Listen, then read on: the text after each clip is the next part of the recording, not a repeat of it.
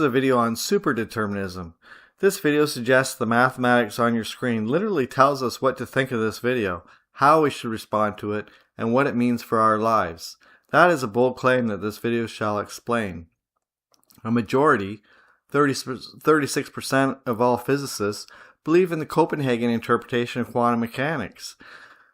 The idea that matter does not exist unless observed. Copenhagen, as visualized by Niels Bohr and Werner Heisenberg, is the majority view of physicists today. Every outcome needs a history, though. Schrödinger's cat is not just alive or dead. Alive requires a survival history. Dead requires a death history. Copenhagen collapse selects outcomes randomly, but it quietly implies randomly history selection also. Random history and Copenhagen interpretations exist. That is the deeper paradox. It literally implies your 5th birthday and first kiss are being generated from today, but randomly. That is not what this video teaches. That is what Copenhagen interpretation implies. This math on the screen resolves that and can resolve ever many worlds into the one world we know and love. It does not need random history at all. Born-Hilborn repairs the random history assumptions of Copenhagen. But quantum mechanics supplies the possible histories, which is the Born rule, while expectations across space-time give those histories weight. That's the Hilborn rule. Reality is therefore not just matter, probability, or brain chemistry. Reality is history selection. QM multiplied by space-time expectations. Memory, thought, sex drive, biology, and teleology all become understandable as weighted histories selected to satisfy present and future observers. Thought helps reality choose its story. History is selected in this model. We select history. This is certainly compatible with the Copenhagen interpretation, but adds a lot more explanatory powers of consciousness, teleology, light speed is constant, and perceived retrocausal aspects of physics. So let us begin somewhere ordinary, not in a particle accelerator, not in a laboratory, not inside a chalkboard full of symbols that make normal people suddenly remember they left something in the car. Let us begin in the bedroom. When you go to sleep, you close your eyes, the room disappears. It's not in your experience. The ceiling is no longer seen. The clock is no longer watched. The street outside is no longer observed by you. Your phone may receive messages, the house may creak, cars may pass, the moon may move, the universe continues. We assume, because common sense is a useful tool. Then you wake up, the room is still there. But notice what else returned with it. Continuity, not merely a room, a history. The clock did not simply appear with a new number, it arrived with a story. Time passed, the house remained standing, your body continued breathing. The phone gathered messages, the city kept moving. Somewhere people laughed, argued, worked, loved, cried, forgot things, remembered things, and probably misplaced their keys with a great metaphysical commitment.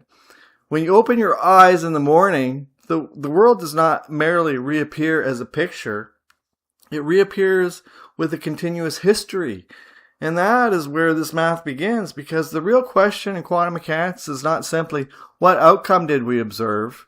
The deeper question, and what should be quite obvious to everybody, is what history did reality just select in order to make that outcome true? That is the question Copenhagen-style collapse never fully answers. And that is the question the Born-Hilborn interpretation is designed to answer, and does answer. The core statement is simple. Reality equals quantum mechanics multiplied by space-time expectations. Or in the phrase we will return to again and again, reality equals history selection. Quantum mechanics supplies possible histories. Expectation across space-time gives those histories weight. Reality selects the coherent history. That is the Born-Hilborn rule. Most people first meet quantum weirdness through Schrödinger's cat. The cat, a thought experiment, not a real cat, is placed in a box with a quantum trigger. If the trigger fires, poison is released and the cat dies. If it does not fire, the cat lives until the box is opened. The standard textbook story says the cat is treated as being a strange superposition of live or dead. It doesn't have a history until it is measured. That is the important part of this paradox. is it doesn't technically exist until we measure it in the Copenhagen collapse interpretation. And if you don't understand that about the Copenhagen collapse interpretation, then this video won't make very much sense to you. So most people think about the paradoxes of, is the cat alive, or is the cat dead? Is the cat both in superposition? Is the cat deeply annoyed that physicists keep using it as this metaphor? Those are entertaining questions, but they're not the deepest problem. The deepest problem is the cat's history. If we open the box and the cat is alive, then reality also gives us a whole history in which the radioactive trigger did not release the poison. The cat continued breathing, its heart continued beating, its body remained warm, and its life continued inside the box. If we open up the box and the cat is dead, then reality must provide another history. Randomly or selected is up to this mathematics and your understanding of it. The poison released, the cat died, and the biological chain ended in that outcome. So the observer outcome does not come alone. It comes with a history, a past. That is the missing ingredient, the missing part of quantum mechanics. Every outcome needs a history. Say it again, because this is the hinge of the entirement. Every outcome needs a history. Copenhagen-style collapse is usually presented as if measurement merely selects an outcome. Alive or dead, up or down, detected or not detected. But that is too shallow. We need to go macro. If measurement selects an outcome, then it also selects the compatible history that made the outcome possible. Therefore, collapse is not merely outcome selection. Collapse is history selection. And that is the step most people miss. They stare at the cat's pulse and forget the cat's past. A cat's aliveness is not floating in isolation. It requires a survival history. A cat's deadness is floating in isolation. It requires a death history. So if Copenhagen gives us random collapse, it also gives us random history selection. That is a much larger claim than most listeners realize.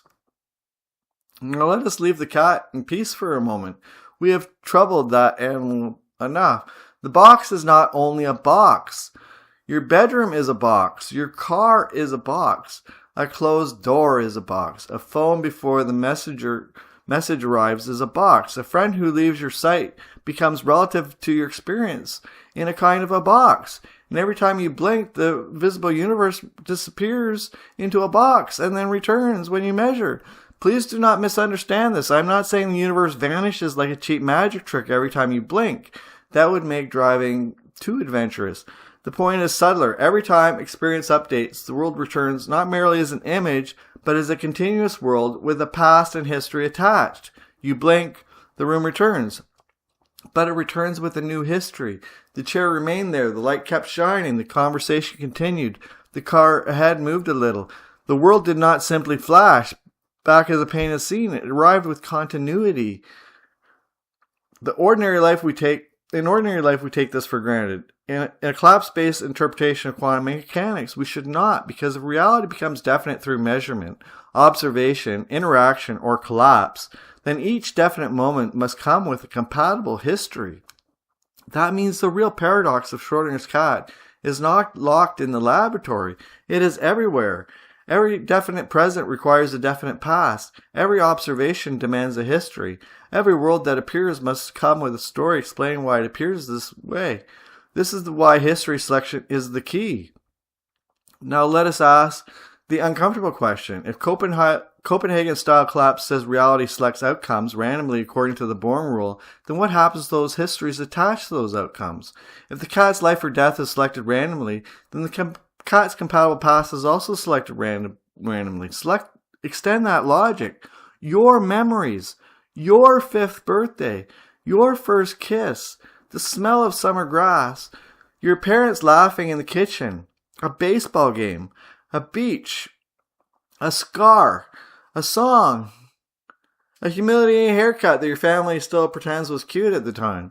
Under a naive collapse-only view, the definite world you experience comes from random outcome selection, and those outcomes require random histories, so the memories and past attached to the present becomes part of whatever random history collapse delivers in the Copenhagen interpretation.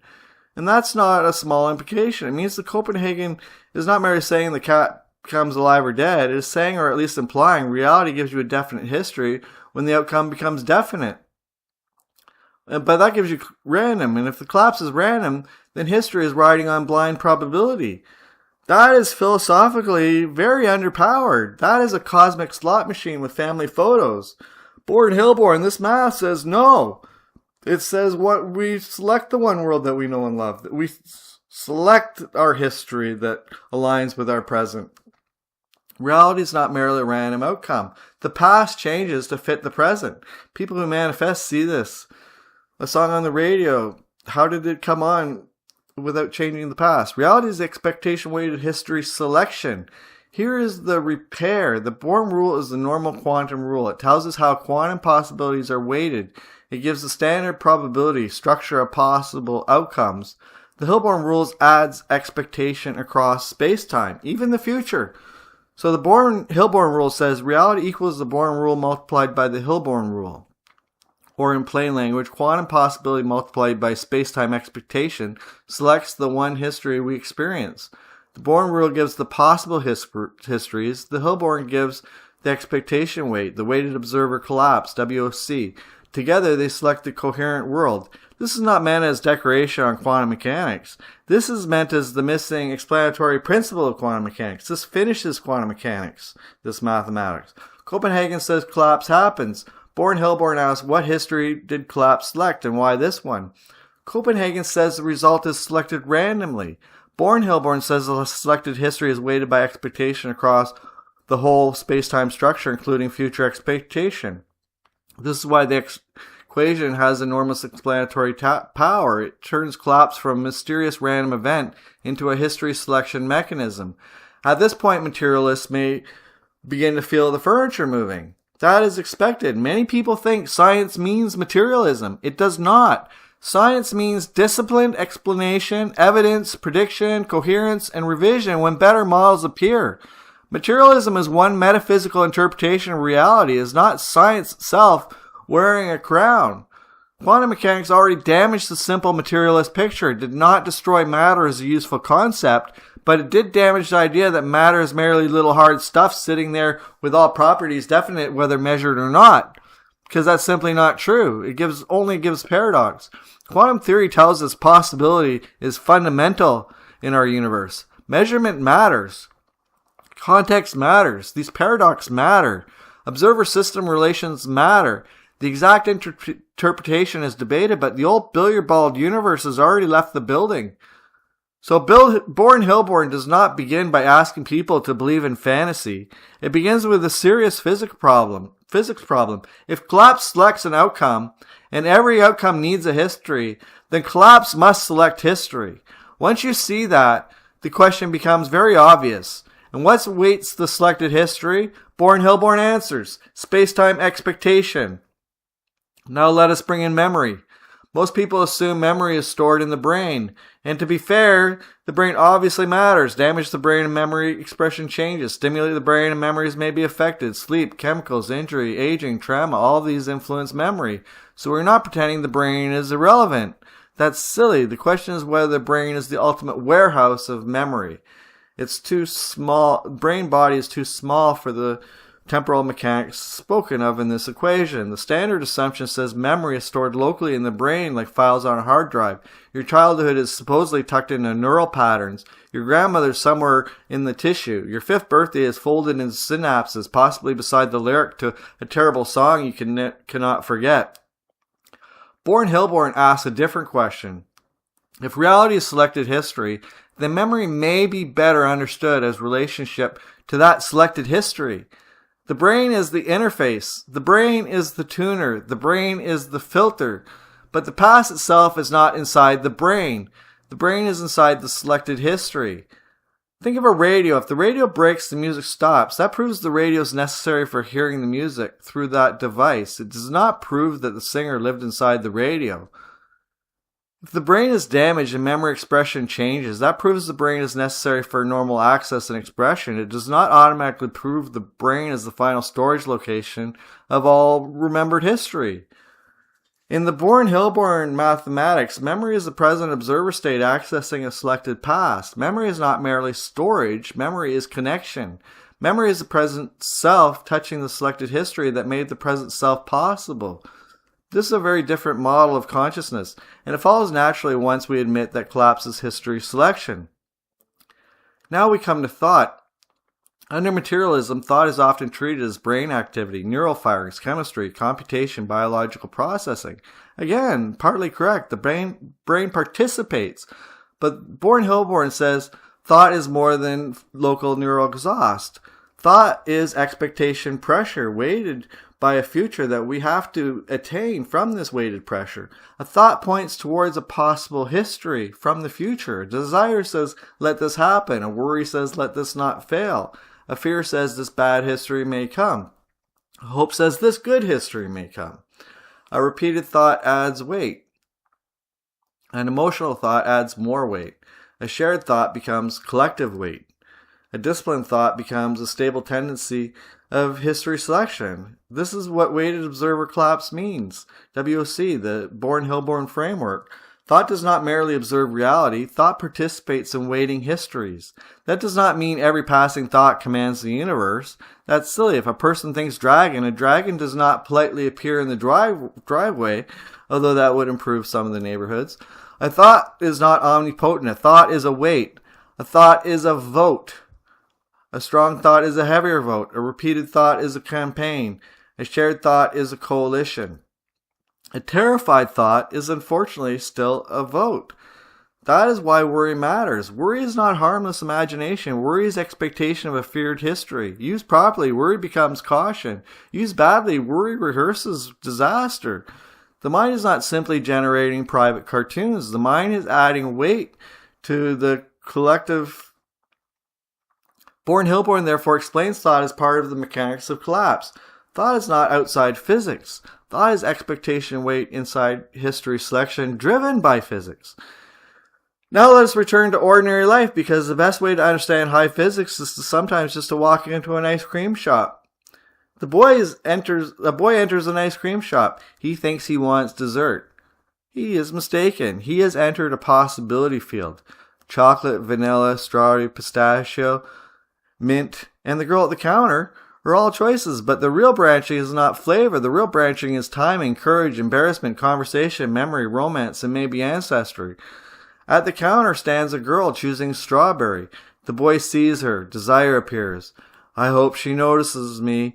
Immediately, worry attaches. I hope I do not look stupid. The desire waits the conversation history. The worry waits the silence history. His heart accelerates, his face warms, his tongue becomes temporary unlicensed. Biology calls this attraction. Fine, biology is not wrong, it's just often too small. In Born-Hilborn language, in the mathematics above, this is a local history selection event. If he orders pistachio and leaves, one history closes. If he drops a spoon and she laughs kindly, another opens. If she smiles first, her expectation changes the field. If he expects rejection too strongly, he may select the retreat history. And if future descendants exist in the space-time block, their expectation of existence weights histories in which these two people begin speaking. A person 5,000 years from now may depend on one awkward sentence near an ice cream freezer. The boy says, is strawberry good here? Not poetry, not genius, barely language, but she smiles. A history begins. This is not merely romance. This is a simple model of history selection. Quantum possibilities supplies branches. Expectation supplies weight. Action selects a path. History becomes lived. Now we can talk about sex drive without reducing it to biology. Standard biology says sex drive exists because reproduction preserves genes. Correct. Born-Hilborn says yes, and now ask why the history selects reproductive continuity at all. If future observers expect to exist, then they could bias the histories in which the ancestors reproduce. That reproduction gains weight. The future child requires a compatible ancestral past. The future person 5,000 years from now cannot exist unless many prior histories occurred: attraction, mating, pregnancy, birth, protection, nurturing, survival, and continuation. So sex drive becomes biology plus future weighted history selection. It is not merely appetite, it is future existing demanding a past. We're explaining teleology. This does not make every impulse sacred or wise. Many impulses are noise. Some are damage. Some are loneliness wearing a costume. Some are merely the mammalian nervous system making poor suggestions after midnight. But beneath the noise lies the structure. Future observers wait reproductive histories. That is teleology. Not cartoon teleology. Not bearded mechanic in the sky assembling events with celestial pliers. Teleology is history selection. Future compatible outcomes wait past compatible histories. That is the mathematics. Now apply the same logic to biology. A future breathing organism requires past histories of gas exchange. Before lungs, life needed air chemistry, atmosphere, oxygen cycles, plants, and metabolic exchange. So in Bourne-Hilborn language, future lung expectation waits earlier gas exchange histories. Plants are not just scenery. Plants are breath before lungs. The forest is not just decoration. It is the selected ancestry of breathing. Now consider your own thumbs. A future human expects hands, tools, grip, writing, building, repair, touch, art, technology, and the ability to rate movies with one's thumb, which may or not be evolution's proudest use of opposable anatomy. A future thumb requires past compatible grip histories. So claws, paws, fins, grasping structures, and the manipulative appendages of crabs become part of the selective history of grip. Crabs are not failed humans. Crabs are humans in training. They are grip rehearsals with attitude. The crab claw is not a thumb, but occupies a relation of functional territory, is being biased towards being a hand from us. We are the God to the crab. God is a future us with hindsight in 2020, like we are to the crab. Holding, pinching, manipulating, breaking, testing. So the strong poetic claim is that we personally live the crab history because the thumb history required grip. But even future thumb function awaits earlier histories involving grip. That's the point. The point is not that the crab secretly knew it was preparing for piano lessons. The point is that the future function can wait past compatible biological history. Natural selection describes the mechanism from behind. Bourne-Hilborn adds the weight from ahead. This is where many materialists become uncomfortable because purpose has entered the room. But purpose is not entered as magic. It entered as mathematics on your screen. Purpose is entered as weighted history. In ordinary materialism, evolution is explained as variation and selection across time. Bourne-Hilborn does not throw that away. It says the visible mechanism may be incomplete if time is treating only as past pushing future. In a block universe, history selection model, future compatible structures can act as weighting conditions. A future observer needs lungs, hands, memory, reproduction, pain, nurturing, and thought. So histories compatible with those future observers receive weight. So again, not magic, not superstition, not wish hard enough and the universe buys you furniture. History selection. The future does not mechanically shove atoms backwards like a ghost with a broom. The future contributes constraint and weight to the selection of coherent space-time histories. That is why the Bourne-Hilborn can explain teleology without abandoning science. It changes the question from how did blind matter accidentally produce purpose to how do quantum possibilities become selected histories under space-time-wide expectation. That is the better question. Now let's come back to Copenhagen one more time. Copenhagen style collapse says measurement makes result definite. But if the result becomes definite, its past becomes definite with it. That is the hidden implication. A living cat requires a living cat history. A dead cat requires a dead cat history. A remembered childhood requires a childhood history. A future observer requires an ancestry history. A thumb requires a grip history. A lung requires a breath history. A thought requires an expectation history. So collapse is not merely a flicker at the end of an experiment. Collapse is the selection of the whole coherent world that we see. Copenhagen gives us random collapse. Bourne-Hilborn mathematics gives us a weighted history selection. That is the central contrast. Copenhagen says, in effect, the outcome appears according to quantum probability, random.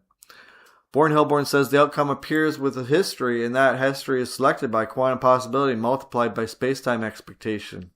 Purpose. That is why the Born-Hilborn rule is more explanatory. It does not stop at the result. It explains the story that made the result true. Now let us make this clear. Imagine you open Schrodinger's box and see the cat alive. You do not merely see alive. You inherit a history. The atom did not decay in the fatal way. The poison did not release. The cat's heart continued. The cat breathed. The cat remained alive. The box contained a survival history. Now imagine you blink. The room returns. You do not merely see room. You inherit a history of that room. The room remained. The light continued. The clock advanced. The world stayed coherent. Now imagine you remember your 5th birthday. You don't merely receive a memory image. You inherit a history. A child existed then. Parents or guardians were present then. A cake or celebration occurred then. A body grew then. A self persisted then. A present mind related to a past. Every definite moment is carrying history on its back. Copenhagen talks too much about the definite moment and too little about the history that's on its back. Born-Hilborn begins there. This is the simplest form of reality. Every outcome needs a history. Collapse is history selection. Reality equals quantum mechanics multiplied by space-time expectations. Say those lines enough and the entire model begins to unfold. Every outcome needs a history. Every outcome needs a history. Every outcome needs a history. Collapse is history selection. Reality equals quantum mechanics multiplied by space-time expectation. That is not complicated. It is only unfamiliar. Most people have been trained to think of themselves as solid objects in a linear world. The past is gone. The future does not exist. Memory is stored in the brain. Matter is primary. Consciousness is a byproduct. Born-Hilborn says the evidence points towards something stranger and more elegant and much nicer, but you are not merely a solid object moving through dead time. You are a center of expectation inside selected history, a Markov blanketed self, a boundary of comparison, a personified locus where thought, memory, desire, worry, and future coherence participate in selecting the world. That may sound strange at first, but the cat already opened the door. Or rather, we opened the box and found the cat's entire past standing behind it, behind us, behind every time we open our eyes and see the world. Born-Hilborn does not require us to say the world is fake. It does not require us to say life is meaningless illusion. It does not reduce reality to fantasy. A dreamscape is not nothing. A dreamscape has structure, memory, emotion, continuity, meaning, expectation, and experience law.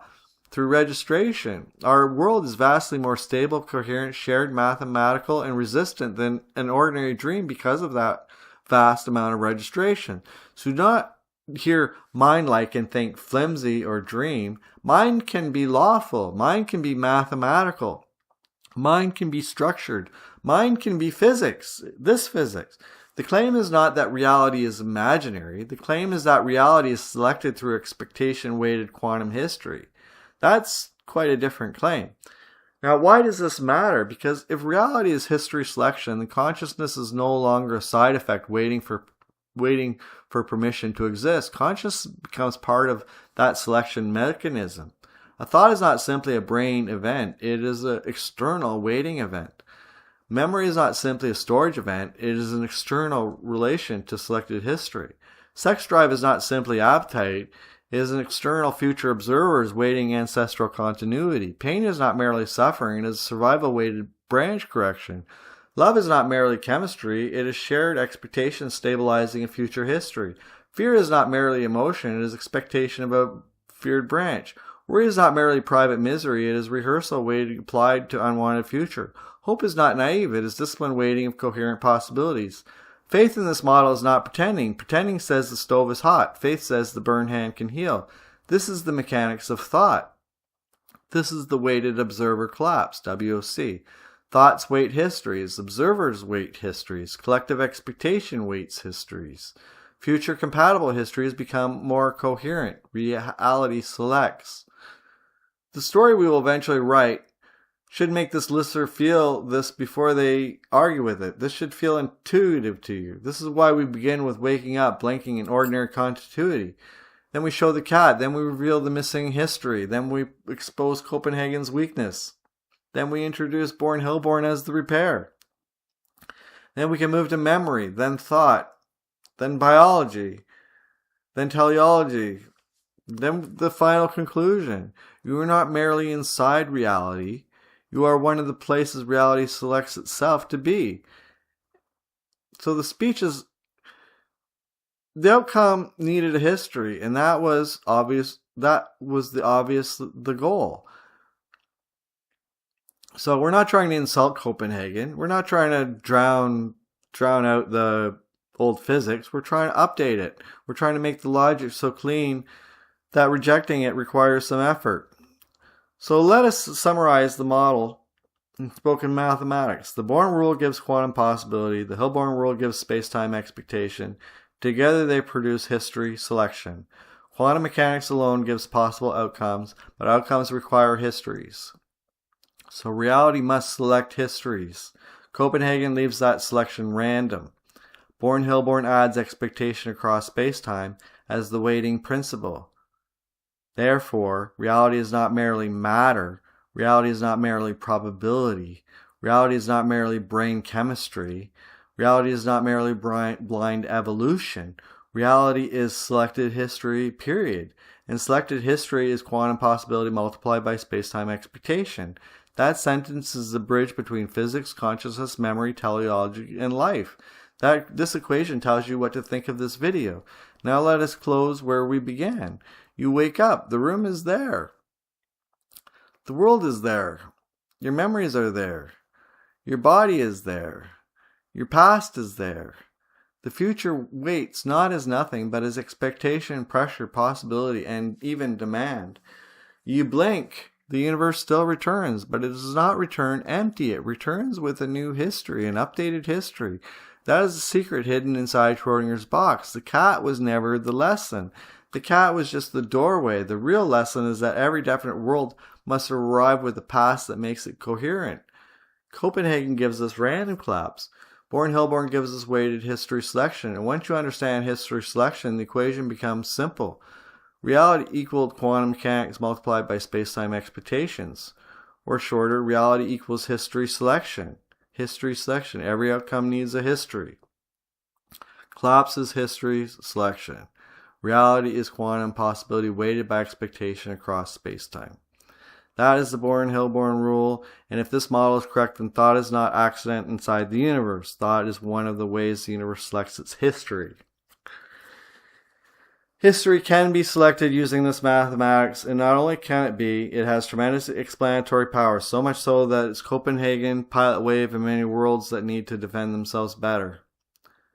So pause for 2 seconds and digest all of that. Now let's dive deep into how that relates to superdeterminism as the hidden mechanics of Born-Hilborn history selection. I had to talk about the Copenhagen interpretation, history selection, to sort of drill it into people's heads, but let's talk about the superdeterminism topic of the video.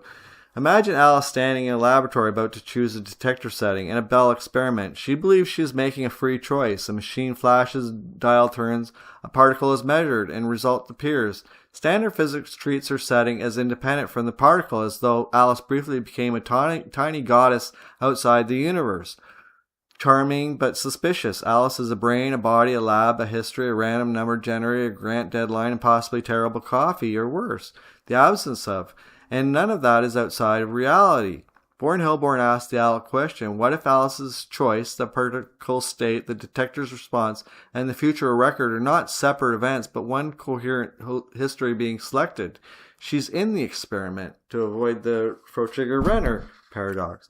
If superdeterminism removes our false independence, Born-Hilborn explains why. Reality is quantum possibility multiplied by space-time expectations, and what we call choice is the felt interior of history selecting itself through us.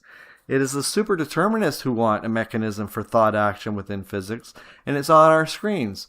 So before we accuse superdeterminism of being a conspiracy theory, we should notice something embarrassing. The universe has never once promised that a physicist's free choice of detector setting is magically independent of the particles. The lab, the random number generator, the coffee she drank, the child that made her trust machines, or the future paper she hopes to publish. That independence was assumed. Useful, maybe. Sacred, no. Bourne-Hilborn begins exactly where that assumption becomes suspicious. If reality is not merely outcomes, appearing at random, but whole history is being selected, then the experimenter's choice is not outside the experiment. The choice is part of the history. The thought becomes the hand motion. The hand motion becomes the setting becomes the measurement becomes the record. Superdeterminism says the setting and the particle were never truly independent. Bourne-Hilborn says, of course not. The chooser, the choice, and the chosen world are one selected history. Alice is always a part of the experiment. The system is never closed within Wigner's friend, within Wigner's friend, within Wigner's friend. This video might be more sensible if the listener is previously versed in Eugene Wigner's thought experiments. Because if we say the universe is Wigner's friend, within Wigner's friend, within Wigner's friend, but observers carry weight in that model, that could explain reality, time, consciousness, memory, and thoughts for them straight away, if they dug deep. Reality equals quantum mechanics multiplied by space-time expectations. That's another way of saying the same thing. I'm teaching superdeterminism in a Bourne-Hilborn way. Not as dead fatalism, not as humans are puppets, and not as cheap escape hatch from Bell's theorem, but as the deeper mechanics of history selection as described by the mathematics on your screen. My position is we can sit out the math if we choose, allowing free will, but we will get to that at the end. Let's tie the Bourne-Hilborn interpretation of QM into a full explanation of superdeterminism first. The core thesis is obviously simple. This mathematic finishes QM in a satisfactory way. Reality equals quantum possibility multiplied by space-time expectation. Quantum mechanics supplies the possible histories. Expectation across space-time gives those histories weight. Reality is a selected history that becomes coherent enough to be lived. Now add superdeterminism. Superdeterminism says the measured system and the experimenter's later measurement choice may not be independent. In Bell test language, it challenges measurement independence. The assumption that the hidden variables of the particles are statistically independent of the settings later chosen by the experimenters. Bourne-Hilborn says something structurally similar, but richer. The particle, the apparatus, the observer, the thought, the detector setting, the result, the memory, and the future interpretation are not separate little objects that accidentally meet. They are coordinates inside one selected space-time history. That is the bridge. The observer does not stand outside the universe heroically choosing detector angle from a metaphysical balcony. The observer is inside the history, inside the experiment. The thought chose the setting is inside the history. The hand moving the dial is inside the history, the chosen history. The particle pair is inside the chosen history. The eventually published result is inside that history. The later argument about what result mean is inside the history, because apparently even the universe seems to enjoy peer review of voting. So Bourne-Hilborn does not treat superdeterminism as a loophole. It treats superdeterminism as what should have been obvious. The chooser, the choice, and the chosen outcome belong to the same selected world story. The Bell problem, in plain language, Bell's theorem is often summarized too crudely as local hidden variables are impossible. More carefully, quantum predictions conflict with local hidden variable theories when certain assumptions are used. One of those assumptions is that the hidden variables describe the particles are independent of the later choices of measurement settings. Superdeterminism says, why assume that? The random number generator has a history. The human pressing the button has a history. The cosmic photon used to choose a setting has a history. The laboratory has a history. The particle source has a history. None of these things float in from outside existence, wearing a tiny lab coat of metaphysical independence. They're not random. The ordinary physicists, but surely the experiment could have chosen otherwise. Surely they could. But superdeterminism says could have? In what exact physical sense? The Bourne-Hilborn answer is sharper. It's this mathematics. The experimenter's choice is a Markov blanketed thought-action event inside a selected history. A detector setting is not just a number on a machine.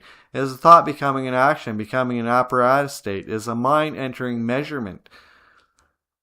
Measurement, thought, and memory are all the same thing in this model. In the Bourne-Hilborn model, a person is a Markov blanket with a name, a bounded comparison system that senses, acts, receives thoughts, compares them, feels, desires, and worries, accepts some thought pattern, rejects other thought patterns, and acts from the strongest weighted history available to them. If the person does not stand outside reality, that is the superdeterministic turn. The Markov blanket is real as a boundary, but is not a first cause. It is not biological. It is a local center of selection inside a global selected history. So this is a serious case for superdeterminism. The weak character says superdeterminism means everything was rigged from the beginning to fool physicists. That is not the best version. The stronger version says Bell's measurement independence assumption may be a classical habit smuggled into quantum foundations. Maybe the measured system, apparatus, and setting choice are correlated because they belong to one deeper physical structure. Modern defenders of superdeterminism argue that many objections come from classical intuitions that may not apply at the foundations of quantum theory. The point is not that the universe is cheating. The point is that the universe may be holistic. Michael Hall showed that quantum singlet correlation can be modeled with only a limited relaxation and measurement independence while remaining deterministic and no signaling. That matters. It means superdeterminism does not necessarily require an observed cosmic puppet show where every atom is micromanaged just to humiliate Bell test researchers. A partial loss of statistical independence can do real explanatory work. Donati and Hassenfelder produced a local deterministic toy model for wave function collapse that violates statistical independence, reproduces quantum predictions, and when averaged over hidden variables and avoids superluminal signaling. Again, local, deterministic, collapse-based, and no faster than light messaging can at least coexist in this serious model. Tim Palmer's invariant set theory adds another pillar. It treats the universe as evolving on a special fractal structure in state-space. Measurement independence fails, but not through conspiracy. It fails because the possible states of the universe are restricted by deeper geometry. Born-Hilborn builds on the lesson. Quantum mechanics is the amplitude calculus of possible histories. Born-Hilborn is the expectation weight rule by which one admissible history is selected. Superdeterminism says the detector setting was never independent of the particle. Born-Hilborn says, of course not. They were co-selected in one coherent history. How Born-Hilborn upgrades superdeterminism. Classical superdeterminism can sound lifeless. Everything was predetermined. Fine, technically possible. Spiritual about as inspiring as a tax form in a windowless basement. Born-Hilborn makes this idea much richer. Everything is not merely predetermined from the past. Everything is history selected across the block of universe. Past, present, future are not three isolated territories. They are regions of one space-time structure. The future is not nothing yet in a block universe sense. Future observers, future memories, future interpretations, future consequences all belong to the history being selected by us. And everything, every loci of comparison. That is why the Born-Hilborn rule is reality equals quantum mechanics multiplied by space-time expectations. Quantum mechanics supplies the possibility, space-time expectations supplies the weights. The selected history is the one that becomes coherent to us. Superdeterminism supplies the mechanical permission. The observer setting choice is not independent of the system. Born-Hilborn supplies the mind mechanism. The observer's thoughts and actions are expectations weighted inside the selected history.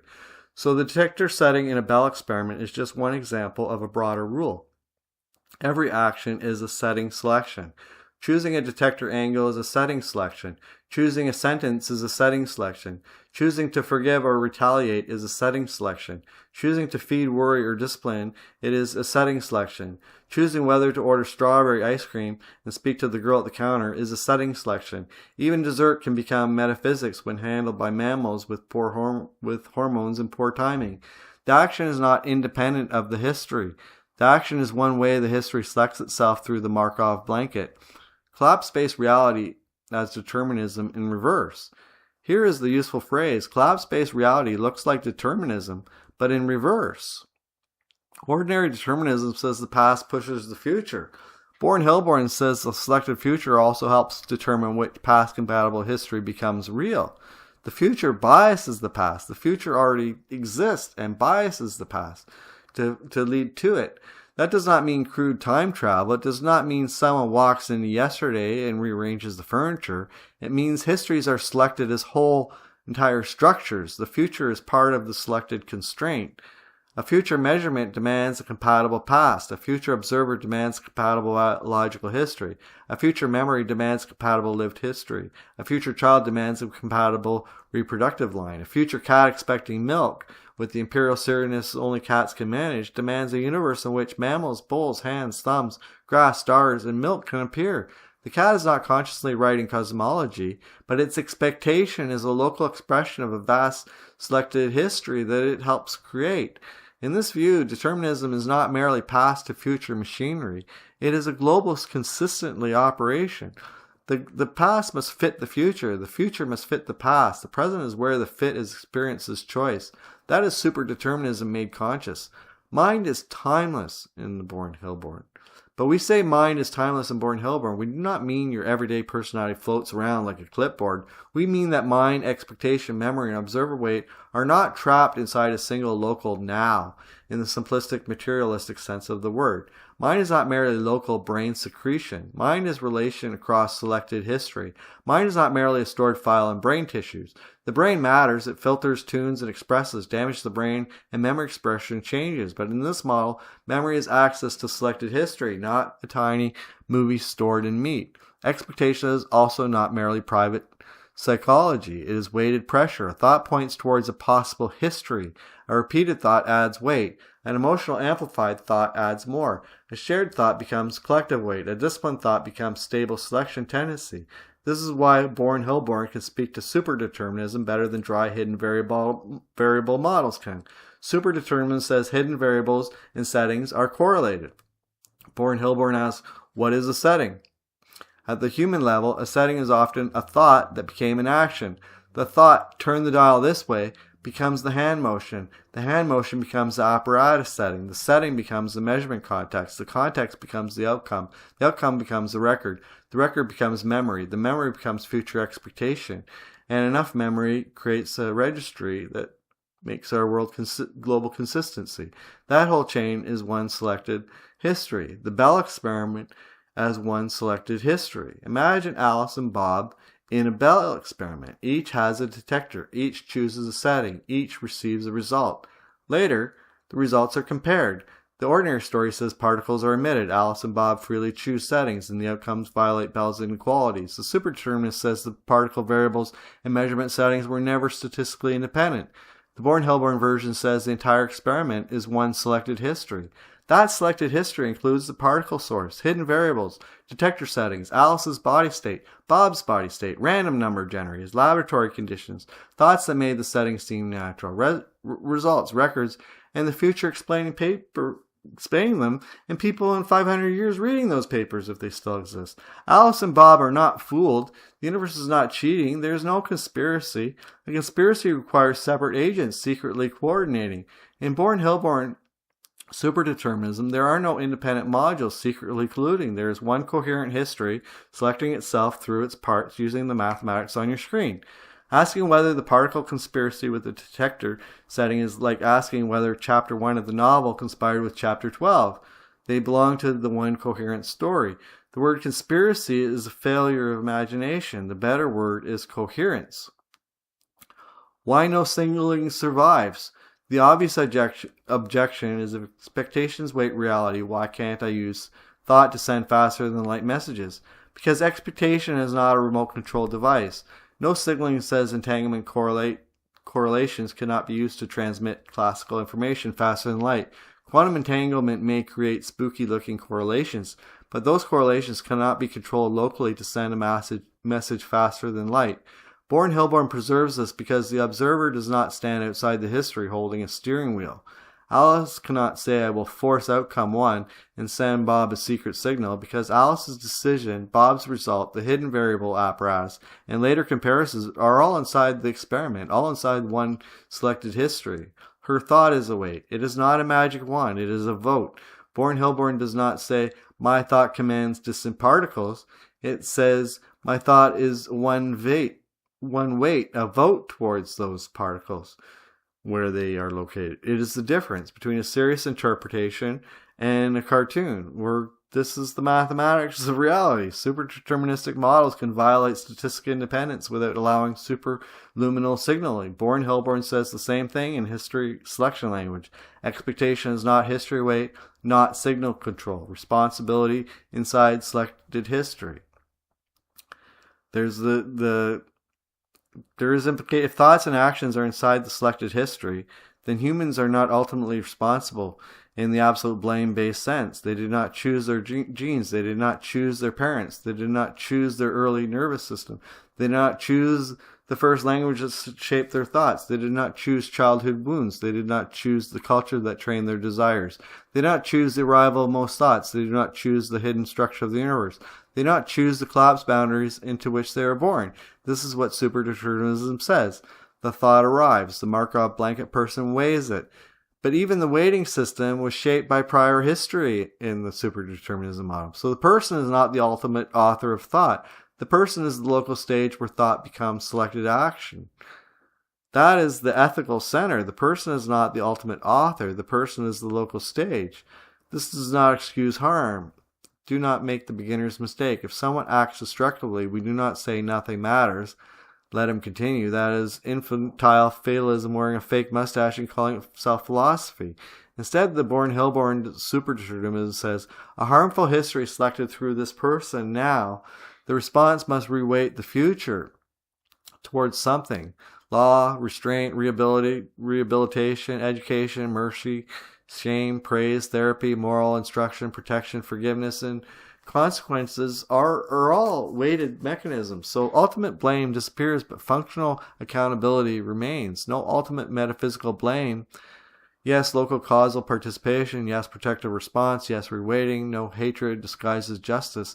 The criminal is not an uncaused demon. The saint is not self-created. The genius is not an isolated miracle.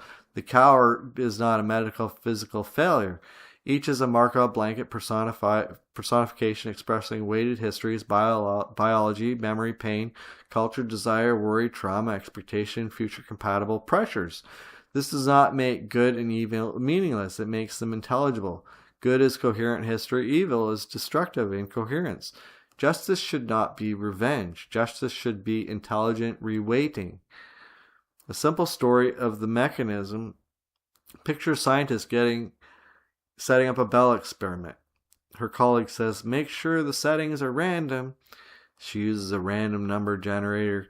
The ordinary story says, good, now our choices are free from the particle pair. The superdeterminist says, wait, that random number generator also has a history. Its electronics, thermal noise, algorithm, hardware, and triggering conditions are all part of the universe. Hillborn adds, and so is her decision to trust it. The particle source, random generator, lab, scientist, operation, future record are one history. The setting is not an independent miracle. It is a selected action state inside the whole experiment. So treat that as life. A man is insulted, a thought appears. Humiliate him back. That thought is a possible history. His body prepares for retaliation. Memory supplies old injuries. Worry says, if you do not strike back, you are weak. Another thought appears. Pause. Do not multiply harm. Be nice. That is another possible history. My view is that we can sit this mathematics out, and that is our free will. We can choose between these thoughts. That is my free will interpretation. But free will is different than superdeterminism. So if I choose to sit out, does that mean that I am deciding, or is that just a result of the mathematics on the screen? So superdeterminism is a choice. In Hillborn superdeterminism, we say something exact. The man's Markov blanket receives competing thought patterns. Each has weight. His body, memory, culture, trauma, expectation, and future current shape the weighting. One action becomes dominant. The selection action becomes the chosen history. If this man retaliates, he was not the uncaused act of pure evil. If he restrains himself, that was not an uncaused miracle of virtual. Both are selected history. The difference is that one history was better weighted toward coherence. The practical purpose of moral training is to make coherent histories more available. That is what education really is. I believe that we choose between our thoughts, that we can sit out the mathematics. Education is future weighting. The fuzzy private zone in the free will counterposition. I have just laid out the full mechanics of reality as history selection. I've outlined it as superdeterminism. History selection could be selected. History is it could be superdeterministic if you want to interpret it that way. If you leave with nothing else from this video, leave with the idea that history is selected by QM, because nothing else comes close to sanity. However, I argue for free will. This is why. We are the children of men in the sense we know less than ancient civilizations on planet Earth, in this Earth era. Free will comes from sitting out the math. The mathematics of superdeterminism is on the screen before you. But when we do meditation, we observe our thoughts and we notice them. Noticing thoughts in meditation teaches us what mathematics is trying to make us do. It is my view that we can sit out on thoughts and let the math pass us by. Critics of that view might say even the decision to sit out was superdetermined. So even if superdeterminism and Bohr-Hilborn match strongly, there may still be a domain of structural freedom. Global public histories require consistency. Private unresolved moments may retain fuzziness. A public Bell experiment, a published result, a recorded measurement, a socially witnessed action. These require strong global consistency. They are tied into many records and many observers. The more a history is embedded in shared records, the more constrained it becomes. But private moments, internal thoughts, early impulses, unspoken choices, a guru on the mountain, a witch in the woods, emotional interpretations, and not yet public actions may be less rigid. They may exist in fuzzier regions of history selection, where the personified Markov blanket still has meaningful weighted influence. This gives us a Bohr-Hilborn version of free will, not absolute independence. This is a very controlling structure. However, we're not, I stand outside the universe and command it. We're more like freedom is local weighting inside unresolved histories. So we can move in the direction that we want by weighting the histories that we choose. You do not choose from outside the universe. You choose of the universe selected through you. You're going towards a goal. You can feel that path. In fuzzy, not yet globally recorded domains, attention, consent, refusal, and disciplined thought may still influence which history becomes dominant. It pulls you. This allows both positions. Follow your bliss. Superdeterminism is viable because no measurement setting is absolutely independent of the selected history. Free will may still exist structurally because the Markov blanket is one of the mechanisms by which the history is selected. Not puppet determinism, not childish free will, but this is the structure. It's you have choice to ignore thoughts or accept thoughts. Embodied weighting inside a holistic selected individual, non-biological Markov blanket history. That is your soul. That is your personification soul. So determinists should pay attention to this mathematics. People influenced by determinism may assume idealism means wishful thinking. That is not the proposal. Bohr-Hilborn does not say imagine anything and reality obeys. It says quantum mechanics supplies possible history, space-time expectation supplies weight, collapse selects coherent histories, previous collapses constrain later collapses, public records increase rigidity, private unresolved states retain fuzziness, Markov blankets are local centers of weighting, superdeterminism is the mechanics by which observer choice is internal to the selected history. Note, also, when we look at quantum collapse in the Bohr-Hilborn rule, the universe always knows the outcome prior to it unfolding, so there's no technical collapse needed in the Bohr-Hilborn interpretation of QM. Although it's being phrased this way for understanding among physicists. Think that through. There's no collapse mechanism needed in this mathematics, not in the way of the Copenhagen sense. But we do need a collapse structure to understand the forward flow of time and the global consistency that it adds. So this is a structured model. The determinist thinker should appreciate the central move. Bohr-Hilborn does not place consciousness outside the system. It places consciousness inside the system as a waiting process. The superdeterminist wanted a mechanic for the mind. The difference is that the Bohr-Hilborn refuses to reduce mind to a dead mechanism. Mind is timeless in the sense that expectation, memory, and future compatible coherence operate across the blocky universe, making it too big for brain-body. The self is not outside causality, but causality is not merely past or future. Billiard balls. Causality becomes all at once consistency. That is why Bohr-Hilborn and superdeterminism fit. Superdeterminism says the setting, choice, and hidden variables were never independent. Bohr-Hilborn says the same is true of the soul and its thoughts. The chooser, the choice, the chosen word are all coherent history. So superdeterminism becomes far more viable when interpreted through the born history mathematics interpretation on your screen. The usual superdeterminism claim is the particle variables and measurement settings are correlated, so Bell's independence assumption fails. The Born-Hilborn explanation is they are correlated because particle, apparatus, observer thought, setting, outcome, record, and future interpretations are co-selected parts of one expectation-weighted history. This removes the conspiracy charge. It preserves no signaling. It remains why the observer's choice is not independent. It gives thought and action a place in quantum foundation. It turns free will from metaphysical independence into local weighting. It turns justice from blame into reweighting. It turns determinism from dead past-pushing machinery into global history coherence. The spoken equation is reality equals quantum mechanics possibility multiplied by space-time expectation. Collapse selects a whole history, not merely an outcome. The superdeterministic addition is the observer's choice was never outside the selected history. The Wayne-Hilborn-Markov blanket addition is a person is a bounded center of comparison through which thoughts become weights and weights become actions. So the ethical conclusion is we are not ultimate authors from outside spacetime. We are selected history centers building our way through spacetime, through which spacetime expectation becomes thought, action, memory, and consequence. Lifetime to lifetime we grow. But that does not make life meaningless. It makes every thought matter. Resentment matters, worry matters, love matters, education matters, law matters, mercy matters, attention matters, the detector setting matters, the private thought matters, the future observer matters. You can deny these thoughts or you can give them weight. That is my view of free will. Everything matters because everything is weight. The universe is not a heap of independent fragments. It is not a casino of random collapses. It is not a dead machine pretending to think. It is selected history that gives a weight, a bias to what we think and do and act.